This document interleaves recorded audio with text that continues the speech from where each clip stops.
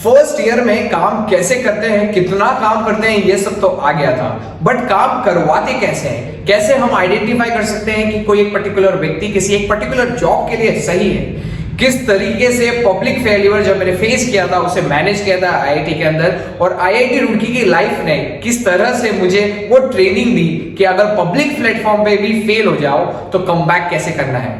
Third, कि इन सब के बाद रियल मार्केटिंग जो ग्राउंड लेवल पे होती है वो क्यों हुई, क्यों मैं आईआईटी रुड़की का होने के बावजूद एज ए सेल्समैन काम किया, स्टार्टअप में स्ट्रैटेजीज बनाई और मार्केट की ग्राउंड कंडीशंस में जाके चीजों को समझा और सेल्समैनशिप करी। सवाल उठता है क्यों? इन सब का जवाब है इस वीडियो में। तो मैं निखिल रायज़ादा आप सभी का स्वागत करता हूं आपके अपने चैनल पे। सबसे पहले मैं आपसे बात करता हूं, आप लोगों ने मुझे बहुत सारा प्यार दिया है पहली वीडियो के लिए और मैं उसका बहुत ज्यादा शुक्रगुजार हूं। मुझे मालूम है आपने उसमें बहुत सारी चीजें समझी, आप लोगों के मैसेजेस आए मुझे, आपने जो जो डाउट पूछे हैं, चाहे वो आईआईएम अहमदाबाद में इंटर्नशिप कैसे अप्लाई करते हैं, किस तरह का मेरा एक्सपीरियंस रहा है आईआईएम अहमदाबाद में, और इन इंटर्नशिप जो मैंने 6 इंटर्नशिप और करी है वो कैसे अप्लाई करी थी, हर एक इंटर्नशिप में मैंने क्या फेस किया, कैसे इंटरव्यू को फेस किया था, उनका एक्सपीरियंस क्या है, चाहे वो जापानीज मैनेजमेंट हो, बिजनेस प्रैक्टिसेस हो, चाहे वो स्टार्टअप ई सेलर हो, सबकी मैं फुल फ्लेज वीडियोस बनाता रहूंगा।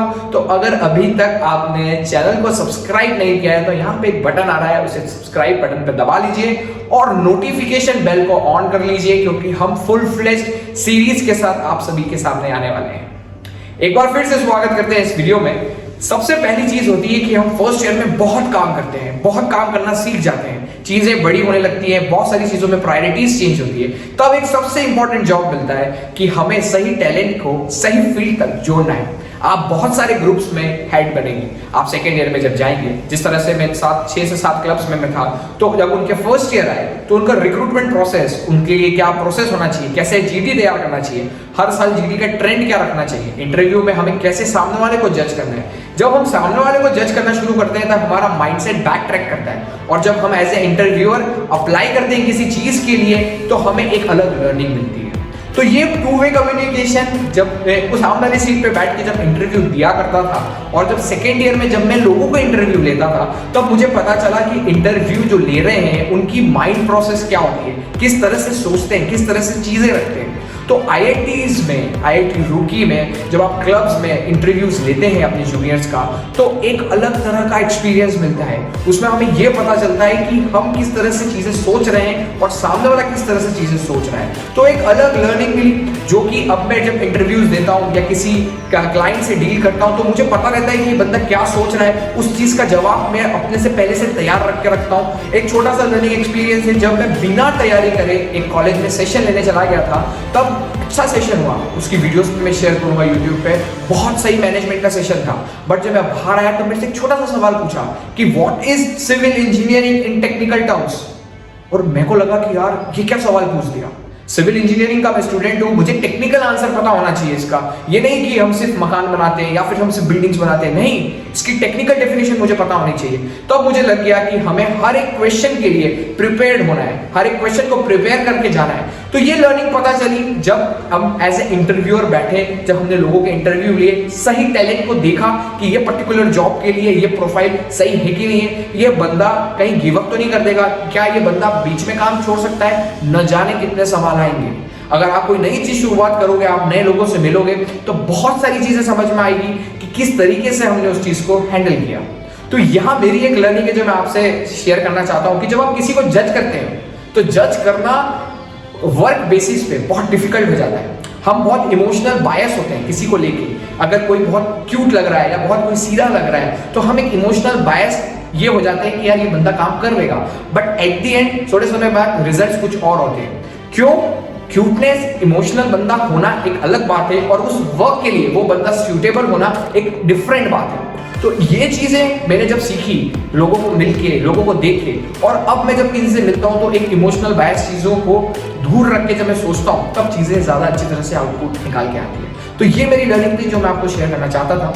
ये लर्निंग मुझे मिली और इस लर्निंग को लेने के लिए मैंने बहुत बड़ी ठोकरें खाई है, बहुत सारी ठोकरें खाई है।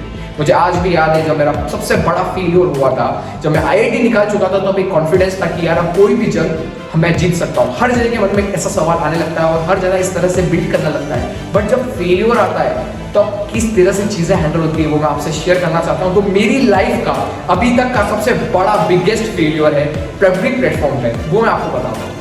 शुरुआत ऐसी हुई कि मुझे एंकरिंग अच्छी लगने लग गई, मैं लोगों से मिलने लग गया सेकेंड ईयर में। तो मुझे लगा कि मुझे अपने भवन, जहाँ भवन मतलब यानी कि हॉस्टल लाइफ, आईआईटीज में भवन कल्चर होता है, आईआईटी रुड़की में पर्टिकुलरली भवन कल्चर है, वहाँ पे हम हॉस्टल होता है। फर्स्ट ईयर के बाद हम दूसरे हॉस्टल में चले जाते हैं सेकेंड ईयर, और फिर वहाँ पे ही 3 साल हम बिताते हैं।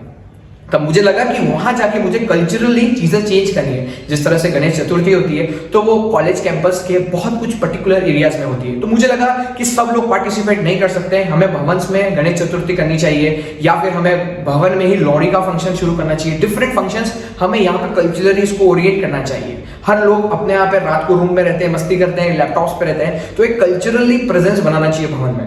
इसके लिए मैंने सोचा क्या किया जा सकता है। तो मुझे पता चला कि वहां का अगर मैं कल्चरल सेक्रेटरी बन गया तो ये चीजें करना आसान हो जाएगी। मैं बाहर से स्पॉन्सरशिप लेके आ सकता हूं। मैंने आपको लास्ट ईयर वीडियो में बताया कि मैं 4000 रुपए की स्पॉन्सरशिप लाया था, तो मेरे में कॉन्फिडेंस था वो चीज का। तो मैंने अप्लाई करने के लिए देखा, तो वहां पता चला कि मुझे उस पोस्ट को अप्लाई करने के लिए इलेक्शन लड़ना पड़ेगा। अब मैं नया कॉलेज में आया था, नया भवन में आया था, 4 महीने ही हुए थे और मुझे फाइट करना था। अब मुझे ये मालूम थी कि जब मैं जिससे भी फाइट करूंगा वो मेरा सीनियर रहेगा। सीनियर्स की मैं बहुत रिस्पेक्ट करता हूँ, मेरे अपोनेंट्स जब सीनियर थे मैं उनकी भी बहुत रिस्पेक्ट करता था। तो मेरे मन में बहुत सारे सवाल आए कि मुझे फाइट करना पड़ेगा। बहुत सारे लोगों से मैंने पूछा, बहुत लोगों ने मुझे मना कर दिया कि तुम इलेक्शन मत लड़ो, उनके कुछ अलग रीजंस थे। बट एट द एंड मुझे अच्छा नहीं लग रहा था, क्योंकि मैं कुछ करना चाह रहा था और सिर्फ एक हार जाऊं ये डर सोच के मैं ट्राई करने से डर रहा था। तो कहीं ना कहीं एक दिन रनिंग करते समय मैंने डिसीजन लिया कि नहीं, मुझे वो इलेक्शन लड़ना है। मैंने इलेक्शन लड़ा। जब मैंने इलेक्शन लड़ने में देखा तो मुझे पता चला कि हमारे भवन में 518 कमरे हैं, यानी कि 518 लोग हैं। उसमें एमटेक वाले हैं, बीटेक वाले हैं, 3rd ईयर 4th ईयर और कुछ आर्किटेक्चर और जीपीटी जीटीजीपीटी एक ब्रांच है, वहां के 5 ईयर वाले प्रोग्राम वाले लोग भी हैं। मुझे उनको भी कन्विंस करना पड़ेगा। जाहिर सी बात है, जब पॉलिटिक्स लड़ते हैं तो हमें पीछे एक बैक पार्टी सपोर्ट रहता है। बट मुझे यकीन था मेरी पार्टी के ऊपर, मेरी टीम के ऊपर। बट मुझे लगता था कि मेरी इंडिविजुअल प्रेजेंस होना चाहिए। मैं जो आइडिया सोच रहा हूं वो मैं एक एक बंदे को बता सकूं। तो मैंने जब कैंपेन में नॉमिनेशन भरा, मेरा नॉमिनेशन हुआ, तब मुझे पता चला कि वहां पे अगर कि मेरे 2 वोट भी नहीं पड़े तो मेरे जो पैसे मैं लगा रहा हूं वो मेरे चले जाएंगे नॉमिनेशन फीस के। मुझे ऐसा बताया गया वहां के सेक्रेटरी ने। तो मैंने सोचा नहीं बॉस, अब अपन मैदान में तो आ चुके हैं, लड़ेंगे तो सही। लड़ने के लिए मैं 518 कमरे गया। यहां तक कि जो मेरे सीनियर फाइट कर रहे थे उसके पड़ोस में जो रहता था उसको भी मैंने अपने आइडिया सुनाए। आप लोग बिल्कुल समझ रहे होंगे कि ये मैंने मूर्खता करी, बट मेरा एक था कि मुझे अपने आइडियाज सबको बताने हैं। अगर कोई पर्टिकुलर बंदा आइडियाज पे कंपेयर करे मुझे, तो मेरे आइडियाज अपने सीनियर के आइडियाज से बेस्ट लगे। मैं अपने सीनियर की बहुत रिस्पेक्ट करता हूं और वो बहुत अच्छे मचाओ सीनियर है जो हमारी लैंग्वेज में बोलते हैं। मैं उनसे बहुत तहे दिल से प्यार भी करता हूं। बट जब एक अपोनेंट वाला फेस था तब मैंने उनके आइडियाज देखे, अपने आइडियाज कंपेयर करें और मैंने अपने आइडियाज को प्रोजेक्ट किया। हर एक रूम गया अपने दोस्तों के साथ। मैंने कहा ना, दोस्त बहुत जरूरी होते हैं, चाहे कोई सी लड़ाई लड़ रहे हो। जो फोटोज आपको दिख रही है, मेरे दोस्त मुझे लेके जाते थे। 5-5, 6-6 घंटे हम कैंपेन्स करते थे, 15-20 दिन तक कैंपेन किया। तो एक दिन हम जब कैंटीन में बैठे थे तो अपोनेंट्स के पार्टीज के जो लोग आए तो उन्होंने बोला कि यार यहाँ पे तो एक बंदा है निखिल रायजादा, उसने अपनी चीजें बहुत अच्छी तरह से प्रेजेंट कर रखी है। और मेरे सीनियर ने सब रूम्स में नहीं घूमे थे वो तब तक, तो उनको वो बताया गया कि देख तेरा जूनियर यार सब जगह जा रहा है। तो मुझे लगा कि यार मैंने अपने एफर्ट्स में कोई कमी नहीं रख रहा हूं, मैं दे चुका हूं। जब मैं इलेक्शन डे के दिन था तब मैंने अपना जो बेस्ट दे सकते थे, जो टेक्टिक्स हम यूज कर सकते थे वो किया। फ्रॉड नहीं किया। इस बीच मुझे बहुत सारे ऐसे ऑफर आए कि सीट्स किसी और सीट्स पे मैं ट्रेड कर दूं, वो नहीं किया। जब मेरे पास एक ऑफर आया, मुझे आज भी याद है, मेरे सीनियर क्लोज सीनियर ने मुझे बोला कि वो दूसरी पार्टी के तो वहां से ट्रेड कर दूं, तो मैंने अपने सीनियर को फोन करके बोला कि मेरे को ट्रेडिंग के लिए बोल रहे हैं। आज भी वो टाइम मुझे याद है। तो मुझे लगा कि यार मैं ऑनेस्ट भी हूं अपने वर्क के लिए, अपने वर्क के लिए मैं हार्ड वर्किंग भी हूं, बट कहीं ना कहीं स्मार्टनेस कमी है, उसको अपन सेट कर लेंगे। जब मेरा इलेक्शन हुआ, इलेक्शन का रिजल्ट आने वाला था, मुझे आज भी याद है हमारी फ्रेशर्स हो रही थी सेकेंड ईयर की, और मैं इलेक्शंस का रिजल्ट्स का वेट कर रहा था। तो मुझे डर लग रहा था अंदर, बहुत सारे मन में सवाल आ रहे थे, क्या होगा, 518 लोगों का क्या हुआ। और यकीन मानिए कि मैं इलेक्शन हार गया। क्या आप गैस कर सकते हैं मैं कितने वोटों से हारा? मैं मात्र 4 वोटों से हारा। यानी कि अगर मैं किन्हीं 3 लोगों को अपनी तरफ स्विच कर लेता या किन्हीं 2 लोगों को अपनी तरफ स्विच कर लेता तो मैं 4 वोटों से जीत जाता। मैं 4 वोटों से हार गया। जब मैं 4 वोटों से हारा, मैं अपने फ्रेशर्स पार्टी से अपने भवन की तरफ गया और मेरे को सबसे पहली चीज याद आई कि मुझे मेरी टीम से मिलना है, बट उससे पहले मुझे मेरे 3 दोस्तों से मिलना है जो मेरे साथ हर एक रूम गए, हर एक आइडिया को प्रेजेंट करने के लिए मेरे साथ कंधे से कंधा मिलाकर चले। मैं जब उनके रूम पे गया, उनसे मिला, तो मेरे सामने वाले दोस्त, मेरे को आज भी याद, मेरा दोस्त पीयूष व्यास, उसकी आंखों में आंसू थे। जब उसकी आंखों में आंसू आए तो मेरे मुंह से स्माइल निकल गई कि मैंने अपने एफर्ट्स पूरे दे दिए थे। तभी जो अपोनेंट पार्टी के जो लोग जीते थे वो बैंड बाजा लेके आ गए, बहुत सारा बैंड होने लग गया। हमारे यहाँ पे सामने लॉन है, इस लॉन में आपको बहुत सारे बैंड से, मतलब बैंड से वो नाचने लग गए डीजे के ऊपर। तो मुझे थोड़ा सा बुरा लगा, जाहिर सी बात है बुरा लगा, पर 5 मिनट बाद मैं भी उनके साथ डांस करने लग गया। तो मुझे ये लगा कि यार स्माइल से चीजें सॉल्व हो सकती है, और अगर मैं प्रेशर ले लूंगा मेरी हार का तो चीजें थोड़ी वर्स्ट हो जाएंगी। फिर रात को मैं बहुत रोया और अपने दोस्तों के साथ मिला। देन एक चीज रियलाइज हो गई और वो लर्निंग्स मिल गई कुछ, जो मैं आपके साथ शेयर करना चाहता हूँ कि आप बहुत सारे लोगों की बात सुनेंगे, आपको बहुत सारे लोग अपने अपने हिसाब से आपको ज्ञान देंगे, बट आपको क्या करना है वो आपके मन की होनी चाहिए। क्योंकि आप जब अपने मन की करोगे तो सेकेंड स्टेप, जब आप एफर्ट्स मारोगे तो पूरे मार पाओगे। जब मैंने रिस्क को कैलकुलेट किया था, मेरे सीनियर में 4 महीने हुआ है मुझे कैंपस आए, तो मुझे दम लगानी पड़ी, तो वो दम लगाई। जब लोग मुझे जानने लगे तो मैं सेटिस्फाइड हो गया। उसके बाद जो रिजल्ट आने वाला है, तो अगर आप कोई एग्जाम भी दे रहे हो, कोई सिचुएशन फेस कर रहे हो, अगर आपने डिसीजन खुद लिया है, आपने एफर्ट्स पूरे मान लिए, तो फिर डिसीजन जो रिजल्ट आ रहा है उसको स्पोर्टिंग वे में ले लीजिए। स्पोर्टिंग वे में ले लीजिए कि जीत गए तो ठीक है, हार गए तो क्या करना है, जीत गए तो ये करना है, हार गए तो भाई थोड़ा सा दुख मनाना है, दोस्तों के साथ चिल करना है और फिर आगे निकल जाना है। और जो चौथा लर्निंग है कि अगर ओपोनेंट जीत गया या मैं जीत गया तो जेलेसी मत रखिए, आप उसकी खुशी में शरीक हुए तो आपको दुख, ऐसा नहीं है कि आपको दुख चला जाएगा, बट आप उसके बाद चेंज देखिए। तो जब वो सामने जीते तो मुझे आज भी याद है, मैं उनसे मिल के आया, मैंने उनको कॉन्ग्रेचुलेशंस कहा, तो हम दोनों ने गले मिले। बट मुझे एक बात पता चल गई उस दिन कि भले वो जीते थे, बट उनकी जीत से ज्यादा मेरी हार के चर्चे थे उस भवन में।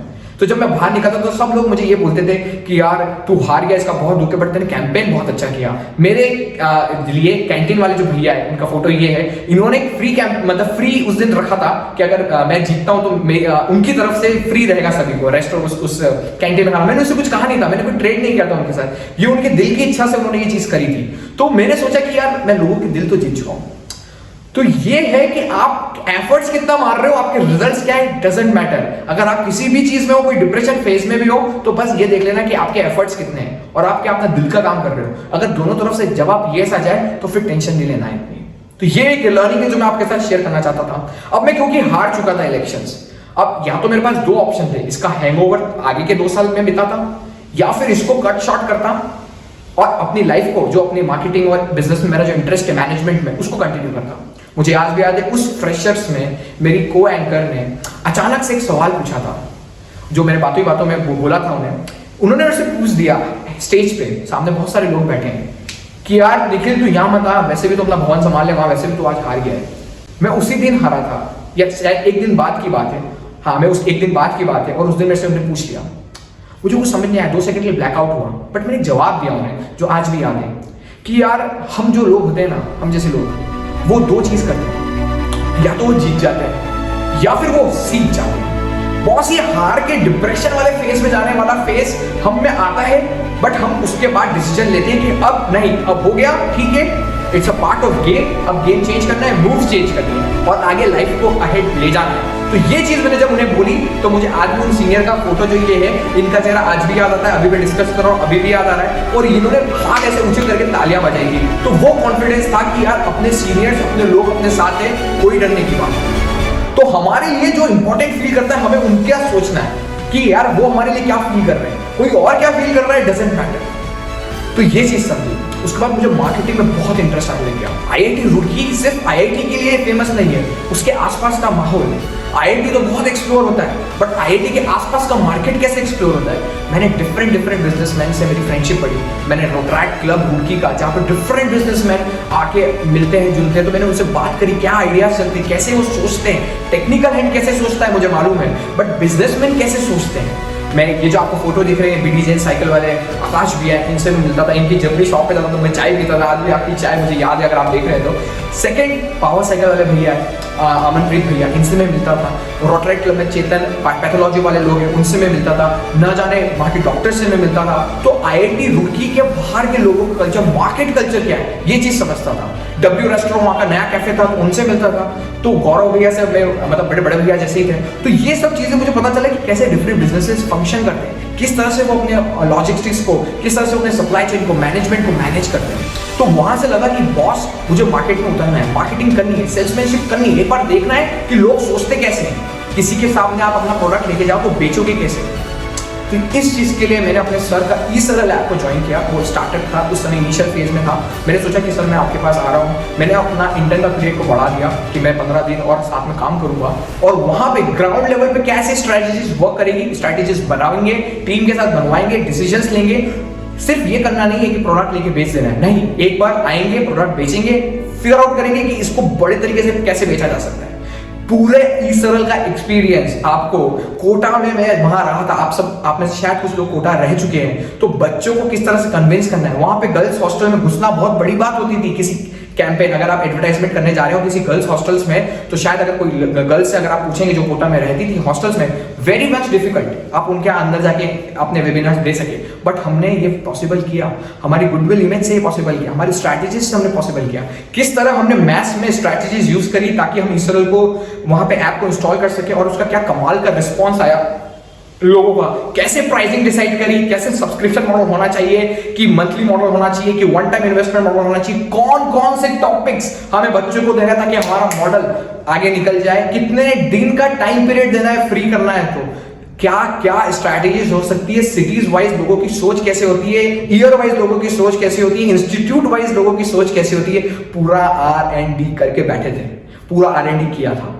तो ये एक अलग लर्निंग एक्सपीरियंस है जो मैं अपने आने वाली वीडियोस में बिल्कुल बताने वाला हूं कि रियल लाइफ में रियल टाइम मार्केटिंग करके सेल्समैनशिप कैसे करी थी मैंने अपने इंटर्न्स में। तो बॉस चैनल को अभी तक सब्सक्राइब नहीं किया है ना, तो सब्सक्राइब कर देना। ये थी मेरी कुछ लर्निंग्स। बहुत जल्द हर वीक मैं आपके साथ एक नई वीडियो के साथ मिलने वाला हूं। अपने IIT रुड़की के कुछ किस्से, कुछ लर्निंग्स आप सभी के साथ शेयर करना चाहता हूं। मैं निखिल रायज़ादा आप सभी से